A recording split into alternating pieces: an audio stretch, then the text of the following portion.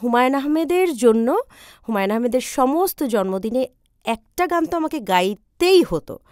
অন্তত একটা গান। তো হুমায়ুন আহমেদের জন্মদিনে হুমায়ুন আহমেদের প্রিয় একটি গান আমি অল্প একটু গাইছি। যে থাকে আঁখি পল্লবে তার সাথে কেন দেখা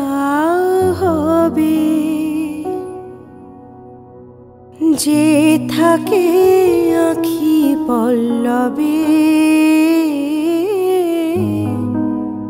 তার সাথে কেন দেখা হবে, নয়নের জলে যার বাস, নয়নের জলে যার বাস, সে তো রবে নয়নে নয়নে তার সাথে কেন দেখা